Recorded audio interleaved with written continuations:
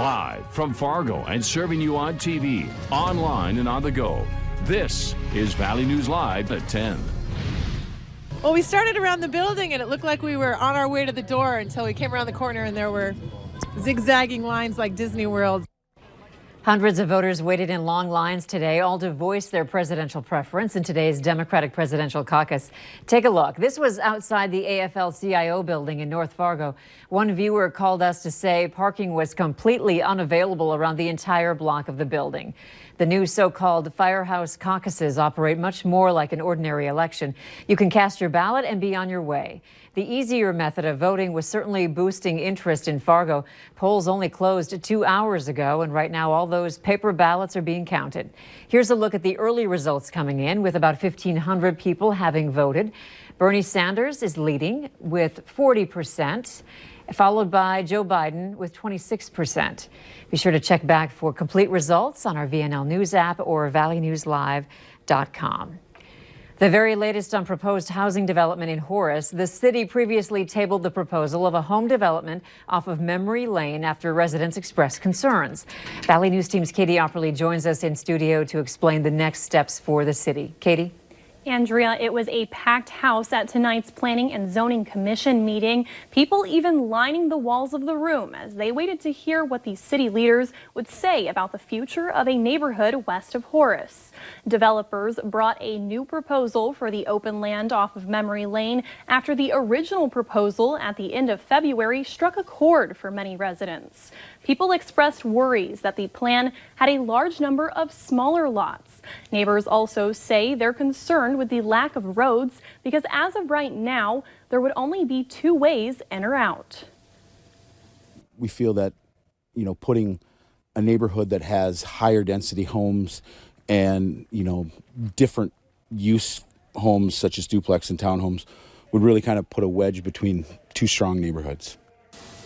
Tonight's proposal increased the width of lots 1 through 9 from 55 feet wide to around 75 feet. It also reduced the total number of lots from 84 to 73. The developer removed the northwest lot from the previous plan and withdrew the request to rezone to R6. After much debate, the commission moved forward with a recommendation for the city council. The commission voted to deny the new application and ask for more research to be done on R2 zoning for the area.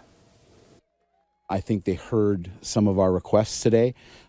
We still have a long ways to go to figuring out what is going to be common ground and what is going to be the right type of neighborhood. So we have a lot of things to do, and we look forward to working with the City of Horace.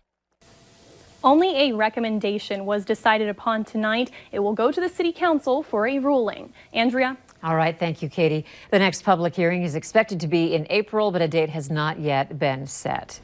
The North Dakota Emergency Commission has voted to accept $6 million in federal funds to help the state contain and mitigate the spread of COVID-19.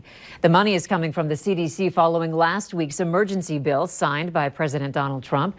Most of the money, $3.2 million, will be spent on personal protective equipment and supplies for healthcare workers. The state also plans to use nearly $2 million to fund assisting agencies such as the National Guard and emergency services, along with public health units and hospitals. $200,000 has been budgeted for testing and another $700,000 for salaries for those working overtime during the health emergency. There's still no confirmed cases of the coronavirus in North Dakota, but in Minnesota, a third patient in their 30s is in critical condition tonight following their COVID-19 diagnosis. This comes nearly days after the first confirmed case was announced in the state. A school on the Minnesota-Wisconsin border will be back in session tomorrow following an impromptu closure today. Osceola district officials say they decided to clean the school to make it as safe as possible for students and faculty. Across the U.S., the number of confirmed cases is nearing 1,000, with the death toll surpassing. Today, authorities rolled out increasingly drastic new measures, including a mile-wide containment area in one city. Michael George has the latest on the coronavirus outbreak from New York. Officials across the country are taking steps to slow the spread of the coronavirus. The numbers have been going up. The numbers continue to go up. The numbers are going up unabated. Outside New York City, a growing cluster of confirmed cases prompted the establishment of a containment zone in New Rochelle. For 2 weeks, schools and public gathering places within the zone will be closed, while National Guard troops are deployed to disinfect the area and deliver supplies. This is literally a matter of life and death. That's not a overly rhetorical statement. With nearly 24 deaths, Washington state remains the epicenter of the outbreak out west. Most of the fatalities are linked to a nursing home outside Seattle. If we assume that there's 1,000 or more people who have the virus today, the number of people who are infected will double anywhere from in 5 to 8 days. In California, passengers continue to disembark from a coronavirus-stricken cruise ship docked in Oakland. They'll be quarantined at military bases or sent back to their home countries. In hard-hit communities like New Rochelle, people are being warned to be ready for disruptions to their daily lives. We would like the country to realize that as a nation, we can't be doing the kinds of things we were doing a few months ago. President Trump went to Capitol Hill Tuesday to pitch an economic stimulus package aimed at limiting the financial toll of the coronavirus. We're prepared and we're doing a great job with it, and it will go away. Just stay calm. Some calm did return to the financial markets. A day after the Dow's biggest one-day decline, the index recouped some of its losses, rising more than 1,000 points. Michael George, CBS News, New Rochelle. Today, the Ivy League canceled its postseason basketball tournaments, citing the risks posed by large gatherings. But no worries. The NCAA president announced today that March Madness is still on as planned. The first games are scheduled for March 17th.